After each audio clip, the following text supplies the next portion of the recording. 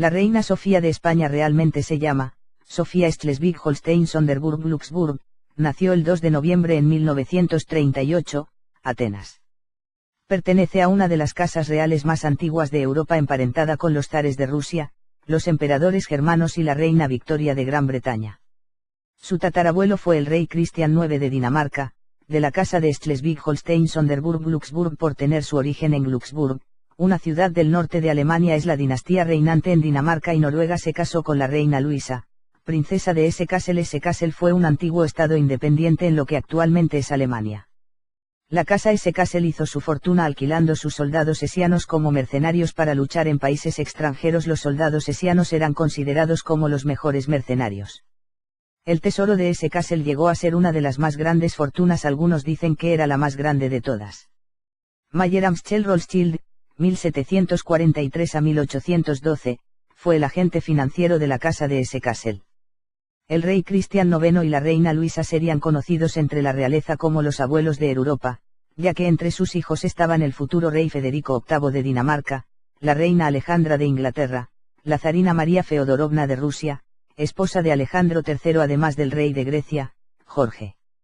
El rey Jorge de Grecia, nacido príncipe Guillermo de Dinamarca, se casó con Olga Konstantinova Romanova, nieta del zar Nicolás I de Rusia de la dinastía Romanov, los cuales se consideraban descendientes de Julio César. Es conocida la gran aversión que la gran duquesa sentía hacia la democracia: prefiero ser gobernada por un león bien nacido que por 100 ratas de mi especie. El trono lo heredó su hijo Constantino I de Grecia, que se casó con Sofía de Prusia, que era una princesa alemana, hija del emperador Federico III. Sofía de Prusia era hermana del Kaiser alemán Guillermo II y era nieta de la reina Victoria del Reino Unido, perteneciente a la casa de Hannover, que es la dinastía alemana reinante en Gran Bretaña. Jorge II, hijo del rey Constantino I de Grecia, ascendió al trono después de la abdicación de su padre. Jorge II contrajo matrimonio con la princesa Isabel de Rumanía, hija del príncipe de Hohenzollern-Sigmaringen, el cual era heredero al trono de Rumanía. Hohenzollern-Sigmaringen fue un estado alemán perteneciente al Sacro Imperio Romano Germánico. A Jorge II, le sucedió al trono su hermano Pablo I de Grecia, que era el tercer hijo de Constantino I de Grecia e hijo de Sofía de Prusia.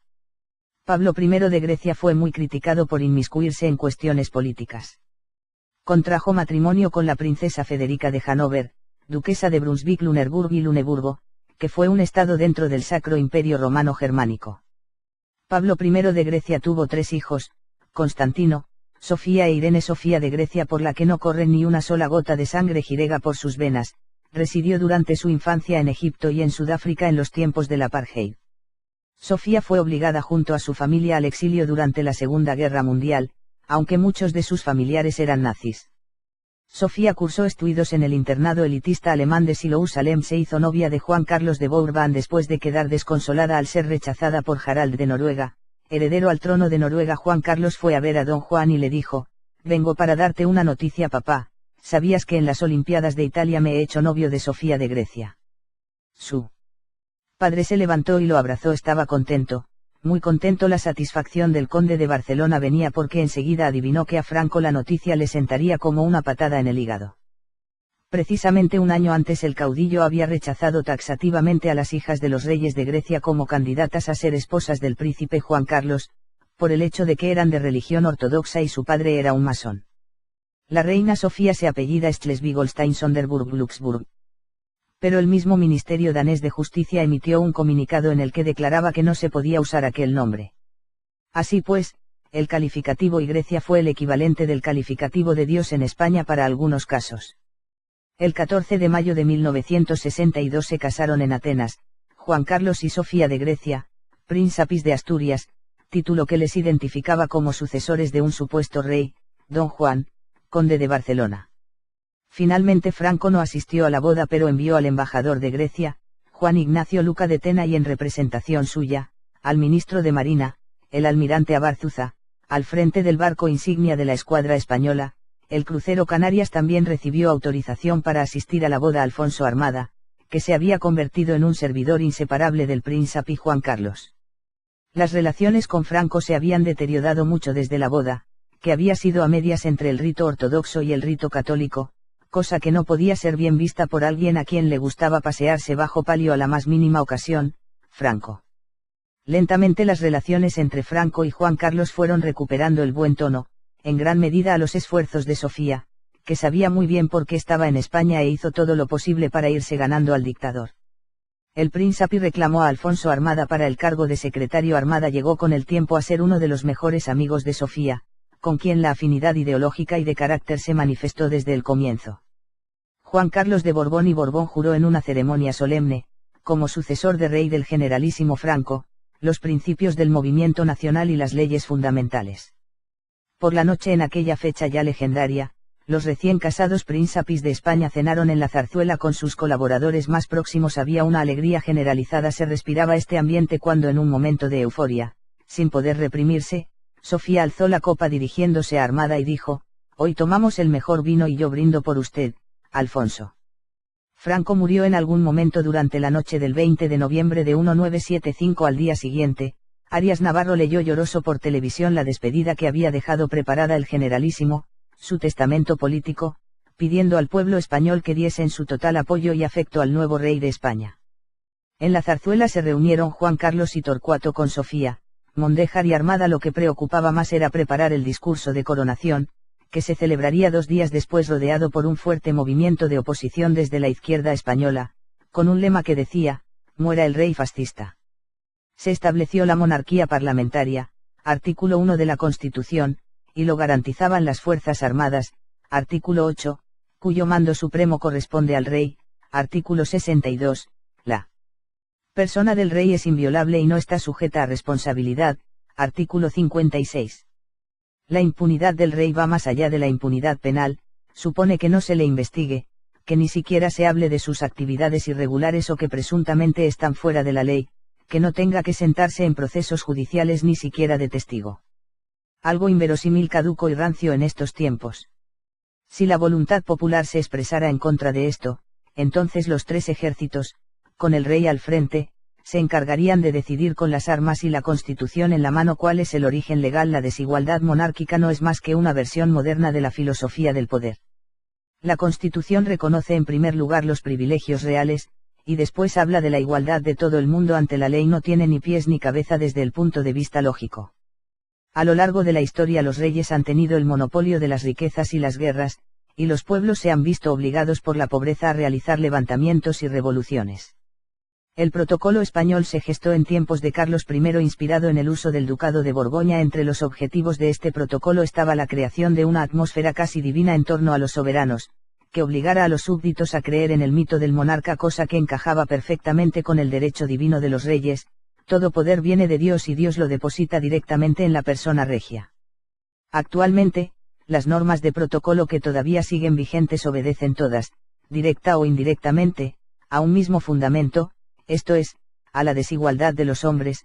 A la diferencia de lo que suele acontecer con la generalidad de las normas jurídicas, las de protocolo se fundamentan esencialmente en tales desigualdades. En consecuencia podemos afirmar que los más desiguales de todos los españoles son los reyes, a quien además asiste el derecho constitucional de ser unos irresponsables absolutos. La reina Sofía se convierte en esposa del jefe supremo del ejército y de los servicios de inteligencia españoles, y con el tiempo llega a ser un miembro del Club Bilderberg. El Club Bilderberg se crea en 1954, por el príncipe Bernard, que fue oficial de las SS y destacado miembro del partido nazi. Bernard estuvo a punto de ir a la cárcel acusado de tráfico clandestino de armamento y fue padre de la actual reina Beatriz de Holanda.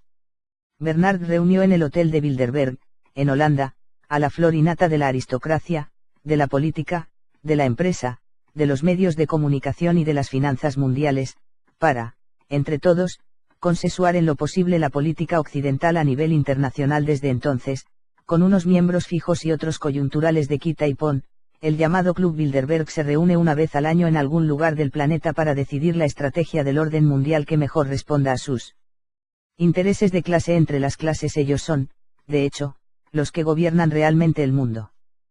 Con el capitalismo más feroz como única ideología y con Estados Unidos y Europa como regiones dirigentes, controlan el escenario internacional, moldeándolo a su gusto y provocando o sofocando situaciones, es decir, son ellos desde su particular Olimpo, quienes se encargan de crear la historia a su medida. Así, los que cada año son dueños de bancos, administradores de grupos industriales, comisarios europeos, archimillonarios, secretarios generales de la OTAN, mandatarios del FMI y del Banco Mundial, expresidentes de los Estados Unidos o conocidos personajes de infausta influencia. En septiembre de 2004, el periodista Daniel Stulin publicó un reportaje en el que explicaba que la adhesión al club se hace por contactos confidenciales a personas cuya influencia en círculos nacionales e internacionales pueden ampliar el objetivo que preconizan, imponer un único mercado globalizado poblado por una comunidad controlada y manipulada. Uno de los objetivos principales del Club Bilderberg es erradicar el dinero en efectivo. Porque eso facilitaría la dominación a escala global, bastaría teclear en un ordenador para dejarte sin nada. Una de las tesis planteadas en una de sus reuniones planteaba que hacia el año 2050 sobrarán en el mundo unos 3.000 millones de personas, a los que habría que eliminar con guerras y hambrunas. Entre los miembros del Club Bilderberg se encuentran, Donald Rumsfeld, el secretario de Defensa norteamericano Paul Wolfowitz, el banquero David Rockefeller, Henry Kissinger, la reina Beatriz de los Países Bajos, y la reina Sofía de España. El Club Bilderberg no invita ni acepta asiáticos, medio orientales, latinoamericanos o africanos. La llamada familia real que ha triunfado es en realidad alemana. Ocupan casi todos los tronos reales de Europa. Son la línea de sangre Schleswig, Holstein, Hannover, Romanov, Kassel-Gesell, y se dice que son descendientes de la casa del rey David del antiguo Israel. Criaban a sus hijos sin amor o compasión, educándoles para ser los mandamases de las instituciones que mantienen una paz imperatoria por el uso de la fuerza, la vigilancia y la guerra. El abuelo del príncipe Harry acudió a la escuela Schloss Salem, a la misma escuela que acudió Sofía, dirigida por nazis. Las hermanas del duque de Edimburgo se casaron con dirigentes nazis. El príncipe Bernardo de Holanda vistió un uniforme nazi y trabajó para IG Farben, que fue la empresa fabricante del gas Ciclón B que mató a millones de personas. A partir del siglo XVII, los tronos de Europa fueron ocupados casi en su totalidad por alemanes que poseían una enorme riqueza, ganando grandes sumas de dinero a base del trabajo de los campesinos, el tráfico de esclavos y el comercio mundial de opio. Esta familia, apellidada por los apellidos Schleswig, Holstein, Habsburgo, Romanov, Kassel-Gesell, Hannover, comparten la misma línea genética de sangre. La familia real actual está en el poder gracias a la sangrienta, terrorífica y asesina actividad de sus antepasados. Durante la segunda mitad del siglo XVI las dinastías que hoy reinan en Europa aprovecharon muy bien su voluntad real, lo que Aleister Crowley describe como la voluntad de Teleima, una palabra griega para el libre albedrío de la clase dirigente. Todo rey puede actuar de acuerdo a su voluntad y evitar ser juzgado colocándose por encima de la ley. Su tatarabuelo fue el rey Cristian IX de Dinamarca, de la casa de Schleswig-Holstein-Sonderburg-Glücksburg por tener su origen en Glücksburg, una ciudad del norte de Alemania. Es la dinastía reinante en Dinamarca y Noruega. Se casó con la reina Luisa, princesa de Hesse-Kassel. Hesse-Kassel fue un antiguo estado independiente en lo que actualmente es Alemania. 1743 a 1812, fue el agente financiero de la casa de Hesse-Kassel. El rey Cristian IX y la reina Luisa serían conocidos entre la realeza como los abuelos de Europa, ya que entre sus hijos estaban el futuro rey Federico VIII de Dinamarca, la reina Alejandra de Inglaterra, la zarina María Feodorovna de Rusia, esposa de Alejandro III, además del rey de Grecia, Jorge. El rey Jorge de Grecia, nacido príncipe Guillermo de Dinamarca, se casó con Olga Konstantinova Romanova, nieta del zar Nicolás I de Rusia de la dinastía Romanov, los cuales se consideraban descendientes de la reina Sofía de España. Realmente se llama Sofía Schleswig-Holstein-Sonderburg-Glücksburg, nació el 2 de noviembre en 1938, Atenas. Pertenece a una de las casas reales más antiguas de Europa, emparentada con los zares de Rusia, los emperadores germanos y la reina Victoria de Gran Bretaña. La casa Hesse-Kassel hizo su fortuna alquilando sus soldados hessianos como mercenarios para luchar en países extranjeros. Los soldados hessianos eran considerados como los mejores mercenarios. El tesoro de Hesse-Kassel llegó a ser una de las más grandes fortunas. Algunos dicen que era la más grande de todas. Mayer Amschel Rothschild,